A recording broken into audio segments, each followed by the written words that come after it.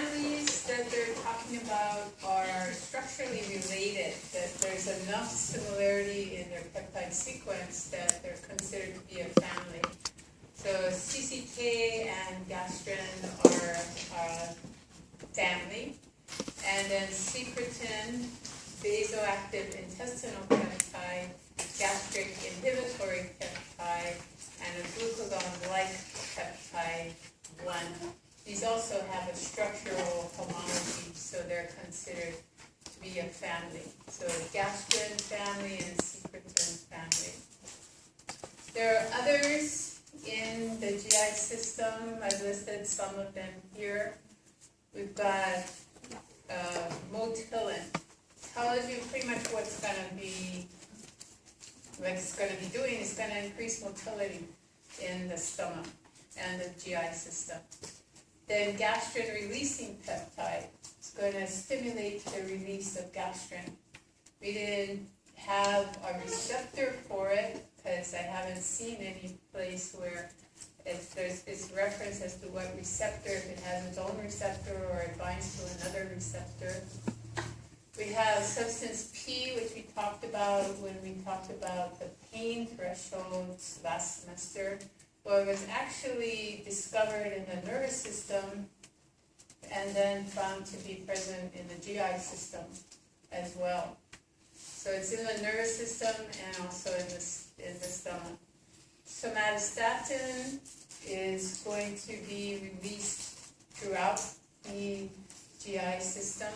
So it's going to be turning off things that were previously turned on. We've got glucagon.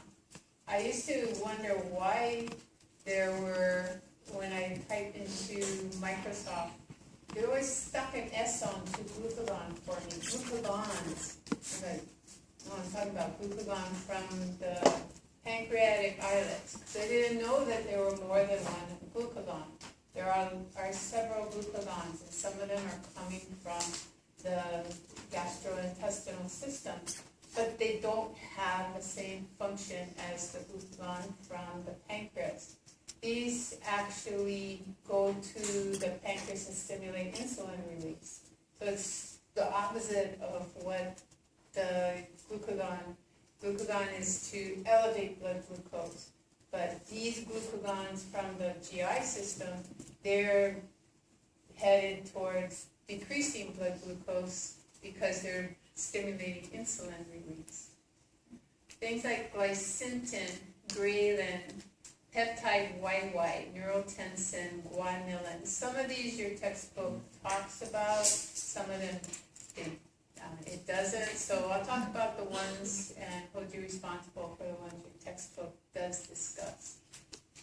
I made this chart for myself, and I guess it confuses some people. To me, those carets mean greater than. So if you have a lot of graters, that means you got more strong effects or more release from that particular part of the gastrointestinal system. So we've got the stomach, main parts, fundus, and I guess they're including body in that, and then antrum, then small intestine, duodenum, jejunum, ileum, and then colon.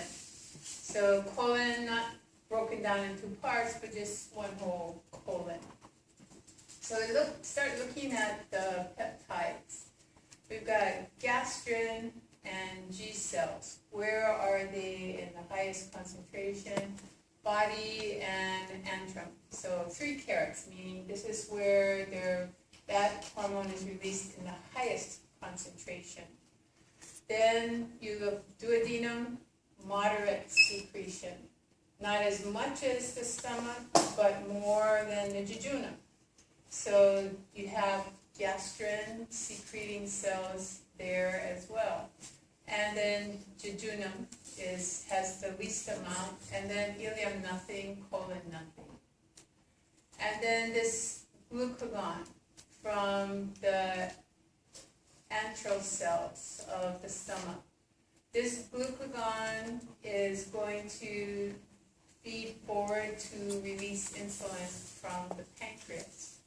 So even before you get any carbohydrates absorbed at the jejunum, which is way down here, you've got insulin being elevated in the blood by this glucagon secretion. So highest concentration of that glucagon from the antrum of the stomach, moderate amounts from the duodenum, and then in the jejunum, still present but lowest concentrations, and then nothing in the ileum and the colon.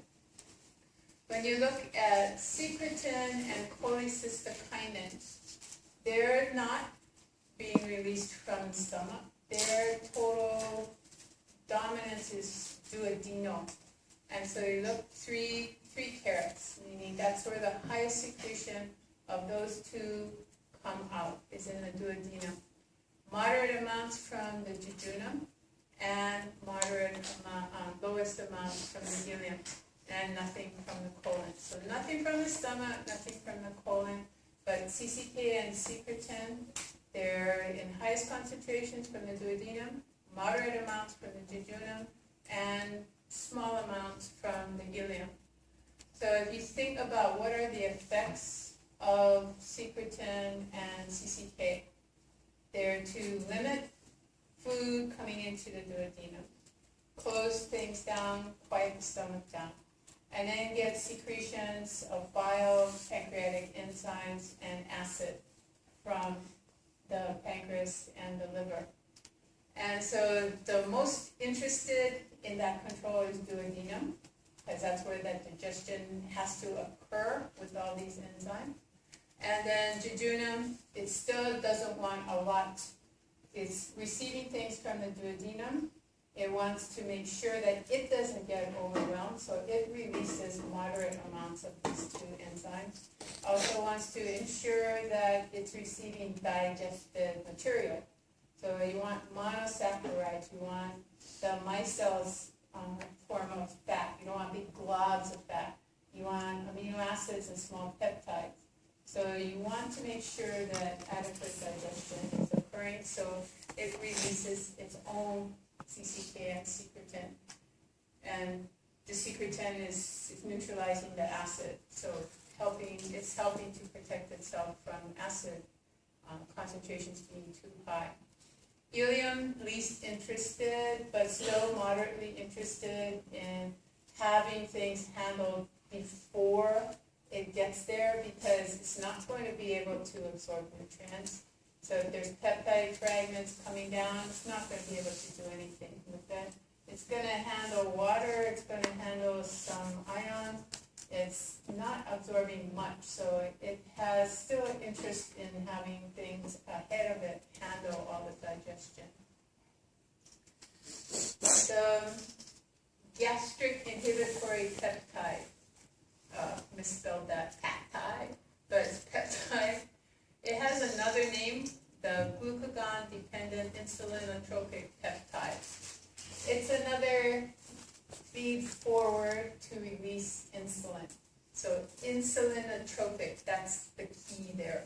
It's going to cause insulin levels to go up, but it also is going to feed back to the stomach to quiet things down so that the duodenum can handle the digestion. So that little squiggly arrow, that's my feedback to inhibit the stomach. So like the secretin and cholecystokinin, the highest amounts of this GIP is coming from the duodenum, moderate amounts from the jejunum, and smaller amounts from the ileum. So if you look secretory-wise, we've got two patterns that are very similar for gastrin and this glucagon from the A cells.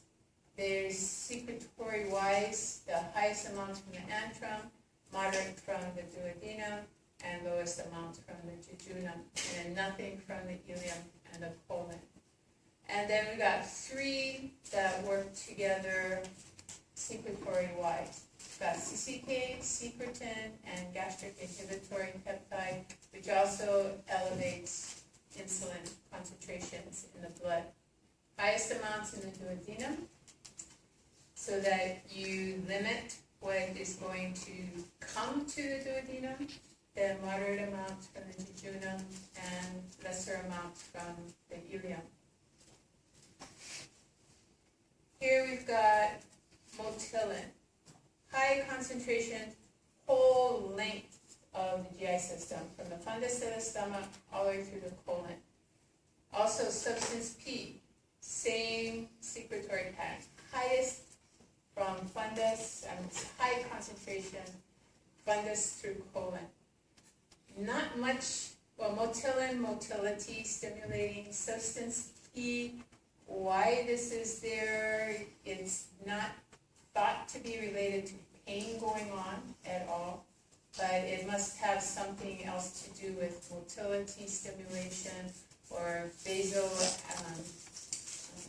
blood flow to the area. But when you look at vasoactive intestinal peptide, that's the one that increases blood flow to the area.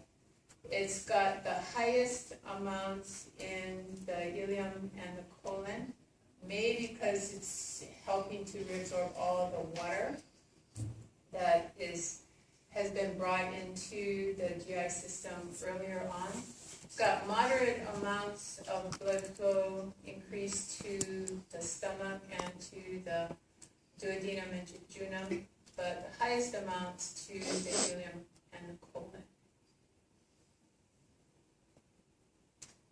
And then somatostatin turns things off. So highest concentrations start early, almost like, well, things are going to get out of control if we don't start getting things under control. So somatostatin comes out in highest concentrations from the stomach.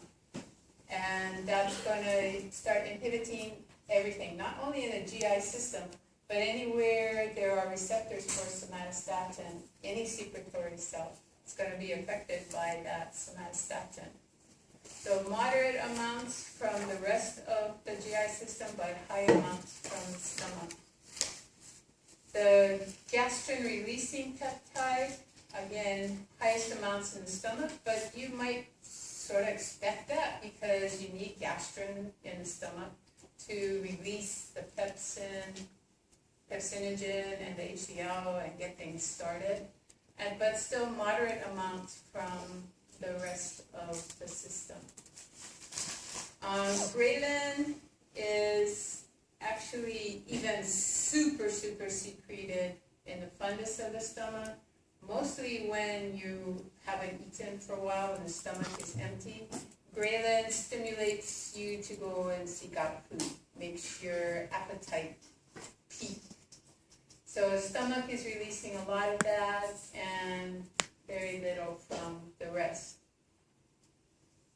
I think these two are not discussed in your text, so I'll just skip over them.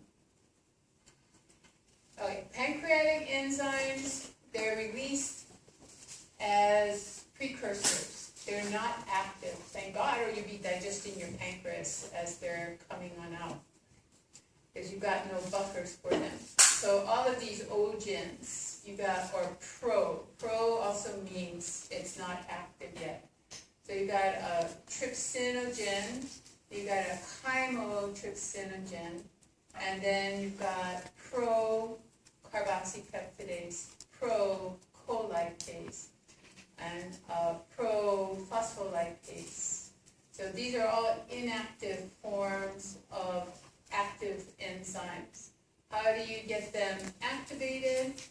Well, the trypsinogen is going to be activated by an enzyme that's on the microvilli in the glycocalyx on the enterocyte in the duodenum. It's called enterokinase or enteropeptidase. Both terms are referring to the same molecule. And it's going to activate trypsinogen to trypsin. And then trypsin goes along and activates everything else. So trypsin will activate chymotrypsinogen to chymotrypsin. And it will chop off the pro and you'll have carboxypeptidase. And it will chop off the pro and you'll have colipase. and you have phospholipase. So you have all now in the duodenolumen activation of trypsin, which is a protease, chymotrypsin, which is a protease, carboxypeptidase, which chops off amino acids from the carboxyl terminal of a protein. There's also aminopeptidase 2, which isn't listed here. The colipase and phospholipase are going to start attacking fats for fat digestion. Also coming out is amylase, and amylase is not apparently needed to be activated at all.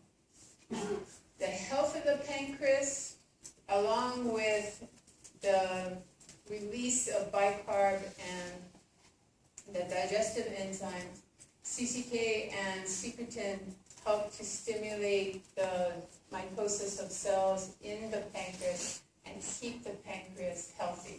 As long as you have good levels of CCK and secretin coming from the duodenum, you've got a healthy pancreas.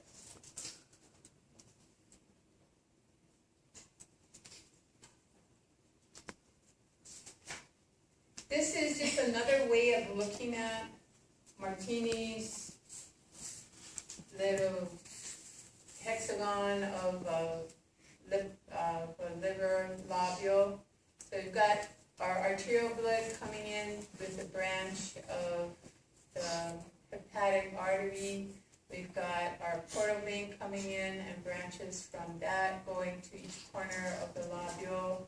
And then we've got a hepatic duct that's collecting bile from all the canaliculi in these hepatocytes, forming a bile duct that's going to take bile out towards the duodenum. The blood that passes through the sinusoids, that whatever isn't taken out by the hepatocytes then collects in the central vein, and that forms the hepatic vein and goes to the vena cava. There's another way of looking at it, if that might help you to understand the location of the portal triad, what the portal triad is, where it comes from, where it's going to. And then this flow of blood going from the portal triad. You have portal blood going towards the central vein and arterial blood going towards the central vein. The hepatocytes on either side of those sinusoids pulling nutrients and maybe detoxifying the blood as well. And then the countercurrent opposite direction of flow for your bile coming out of the hepatocytes into the canaliculi, and then those joining together to form the bile duct.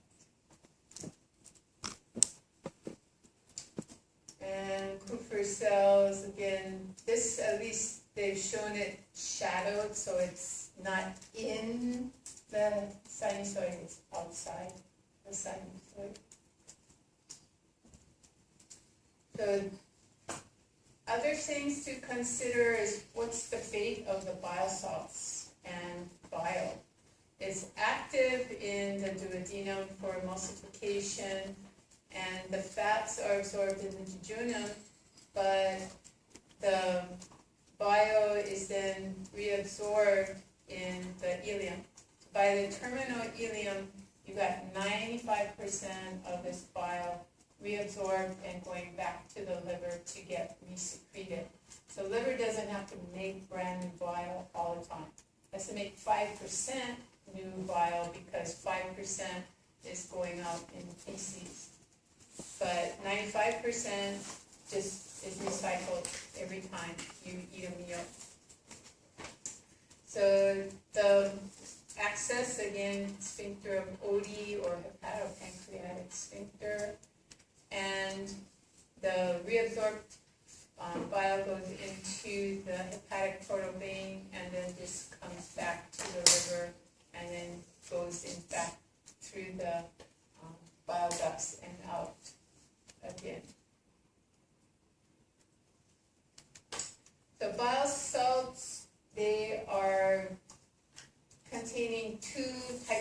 structures. One that will associate with fat, and the other that will associate with water-soluble substances. So we've got fatty associating things like cholesterol and lecithin, which is fat, and then we've got a protein that's a part of the breakdown of hemoglobin. And together, the salts and the proteins associate with the water in the duodenum, and the cholesterol and the lecithin will associate with the fats of the food that you're eating. And they'll contribute to getting these fat particles small enough so that they can be suspended in the fluid and not just be globules and lumps of fat. Ultimately, they're going to form small little structures called micelles. And we'll see what a micelle is on a later slide. The bilirubin is there, but it's going to be excreted. You want to get rid of that. You don't want to recycle much of that, because you always got red blood cells being broken down. So you don't want the bilirubin levels to increase in your blood. If they do, then your whites of your eyes start to turn yellow, and your skin starts to turn yellow, and you've got jaundice. So jaundice is where you're either overproducing bilirubin or you can't excrete enough bilirubin. So if you've got a hemolytic anemia, where red blood cells are being lysed faster than normal, bilirubin levels will go up and you'll get jaundice. So that's one sign the doctor has to start looking for what's the cause of this jaundice. Maybe it's hemolytic disease. In a newborn, newborns turn yellow because the red blood cells that they're born with have fetal hemoglobin, and once they start to breathe oxygen, they're converting to adult hemoglobin. So they're getting rid of a lot of red blood cells very quickly. So they do tend to get jaundice, but it's a normal jaundice. In an adult, you shouldn't have hemolytic disease of the newborn because you're not a newborn anymore. But if you get jaundice, it might be another type of hemolytic disease. Maybe you got malaria. Parasites are rupturing your red blood cells. Hepatic sources of jaundice, you have hepatitis. Hepatitis C is usually the most common. You could have cirrhosis of the liver, maybe you're alcoholic, or you've got some other type of cirrhosis. But hepatitis and cirrhosis make the liver incapable of taking the bilirubin out of the blood and putting it into the bile. So the bilirubin builds up in the blood and you get a jaundice. What's called post-hepatic jaundice is that the bile duct, or somewhere the bile is obstructed so that the bile can't get out and into the duodenum, and so the pressure builds back up and the hepatocytes take less and less of the bilirubin out of the blood, and now you've got a jaundice. Most common is a misspelled obstruction in the bile duct. So probably you got a gallstone stuck in the bile duct. Maybe you have a constriction somewhere. You got some scar tissue, maybe from a previous operation or injury that's causing an adhesion that's causing an obstruction. So fibrosis or gallstones will be considered post-hepatic. The hepatocytes did their job, they made the bile, but the bile can't get out. So the bilirubin builds up in your blood. So prehepatic means before it gets to the liver, you got to build up the bilirubin, so red blood cells, lysine.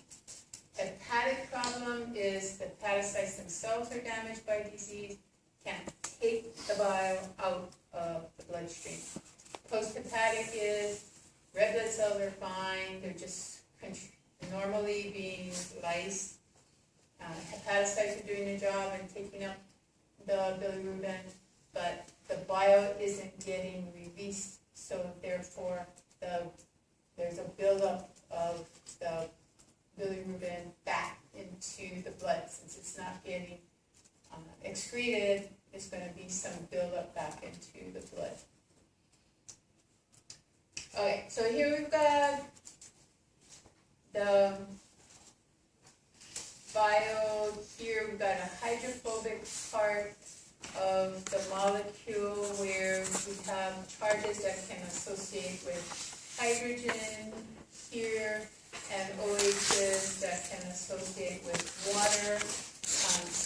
The oxygen of the water. So you've got water associating with these parts of the molecule, and then we've got this cholesterol portion that is fat, and we've also got some lecithin as well in there.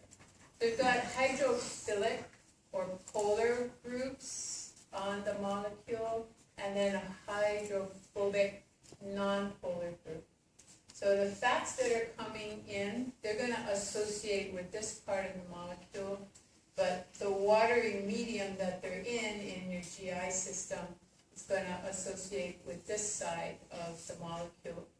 And then you've got fats, globules associated with the non-polar groups of the bile salts.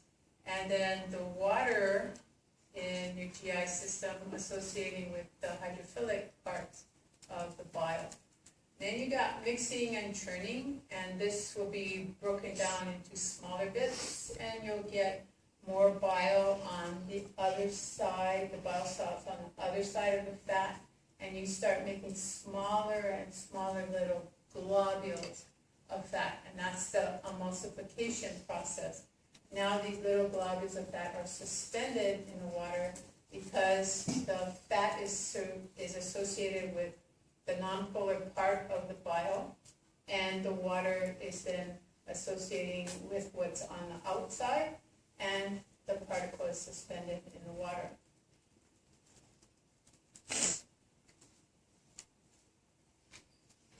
Okay, so we've got all these little, you got to start with a huge fat droplet, you get them to smaller fat droplets. This is emulsified fat, little particles of fat.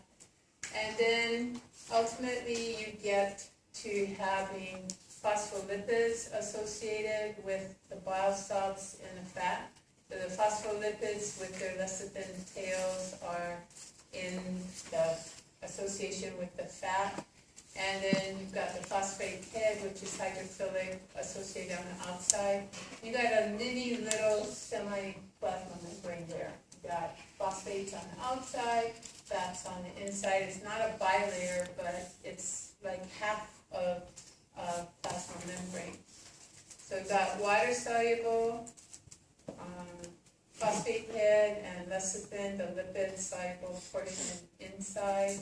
We've got fats and other cholesterols in here, and we've got bile salts with their hydrophilic sides out and their hydrophobic sides in. And this is your little micelle. It's small enough that it can get very close to the plasma membrane of the enterocyte, and then parts of the micelle can diffuse in through the plasma membrane, and other parts will be endocytosed into the cell.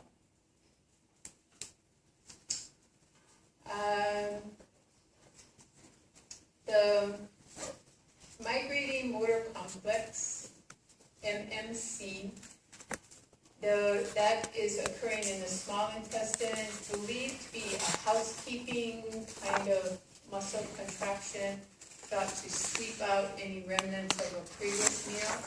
However, there are increases in secretions during these migrating motor complexes. So there might be more to it than just getting rid of these remnants of the past meal. So it's still probably more to learn about that in your future education. So mixing and churning are controlled by cells in the enteric nervous system, pacemaker cells that set the rate of segmentation and propulsion. These are called the interstitial cells of Cajal, and those are the pacemaker cells. What they do is they take the smooth muscle and chop the chyme into smaller bits, and then resegment the two bits. So the dark brown mixes with the light brown on each side, and then resegment again so that things just get mixed and turned together. This is mixing the food with the digestive enzyme and getting the access of the enzymes to the material that you've taken in. So all these smaller little particles then have a better chance of getting digested.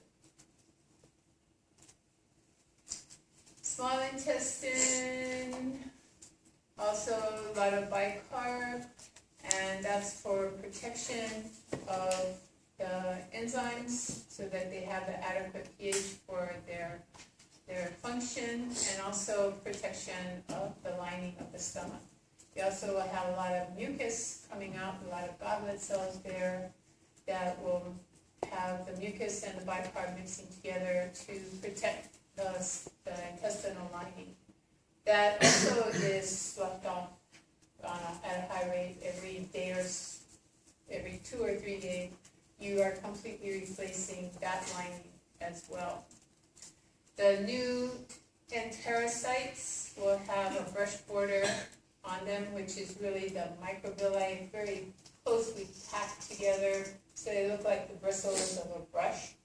And then on each microvilli, you'll have the glycocalyx that will have the enterokinase or enteropeptidase on it, so that you can activate your enzymes from your pancreas.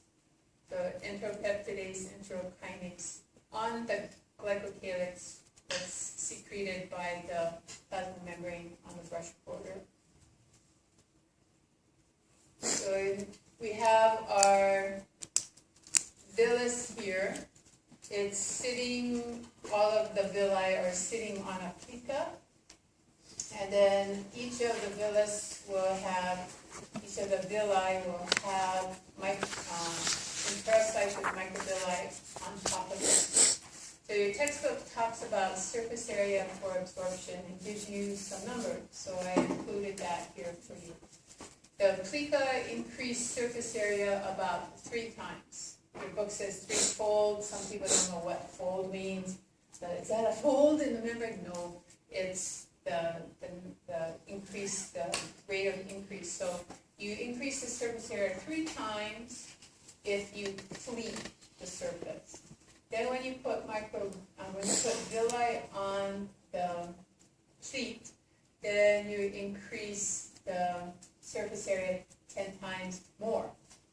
And then when you put microvilli on each of the enterocytes, you increase the surface area 20 times more. So if you multiply all this together, you've got 200, so you've got 1 times 2 is 2 zeros, put them together, 200, multiply that by 3, you got 600-fold increase in surface area. This is only maintained if you're using that surface area for absorption and secretion. If you don't use it, if you starve yourself, or some other thing is starving you, or if you have a disease process that's not allowing you to eat properly, if you go to intravenous feeding because you are comatose, your intestine eventually is going to lose, the villi will become smaller, they'll become less numerous, the plica will start to disappear. You're going to lose the surface area for absorption.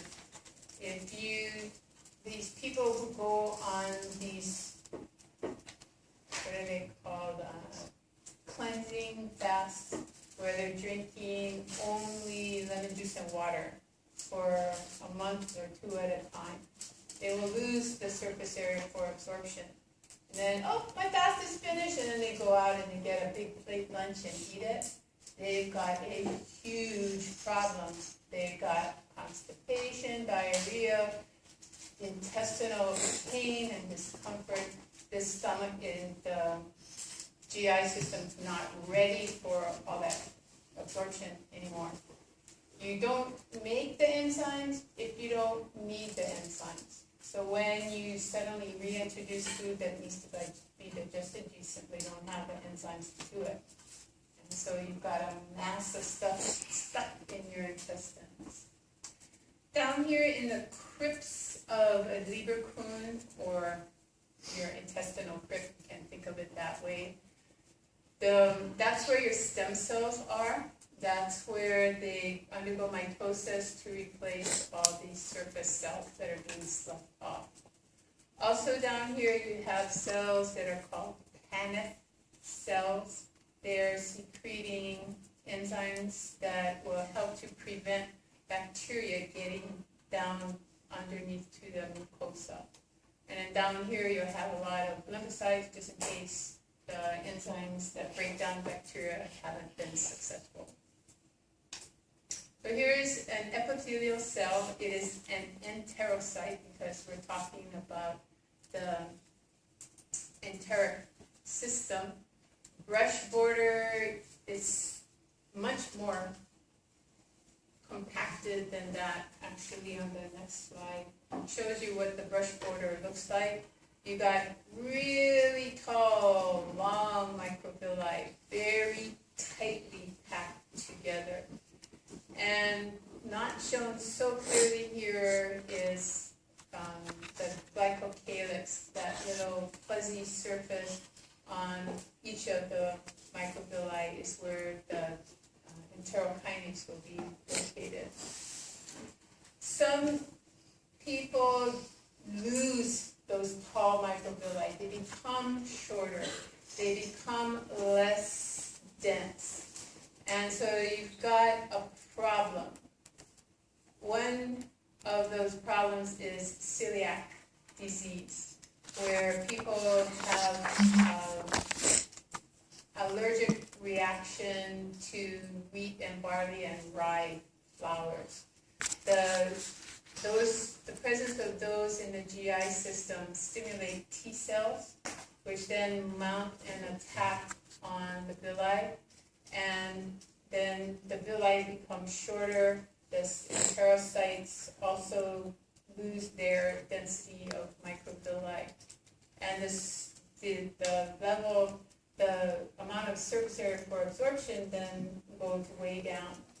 Then you've got bacteria that are down in the colon that are receiving this gluten, this mass of wheat, rye, and barley, and they love that. They can digest those plant products, but when they do, they ferment the carbohydrate, and then you get huge amounts of gas and therefore a lot of pain, bloating, and irritation of the nervous system that's controlling motility. So things tend to move through the colon faster than water can be reabsorbed, and you got a lot of diarrhea happening. You can also have a very immature enterocyte on the surface of your GI system in a newborn. And if you come back to the villi are not this tall. It's not because they're being attacked by anything. They haven't developed yet. If you give a newborn gluten-containing products, if you give them crackers to suck on, a lot of times mothers will stick crackers in the mouth when the kids are teething. They actually sell these crackers labeled as teething crackers.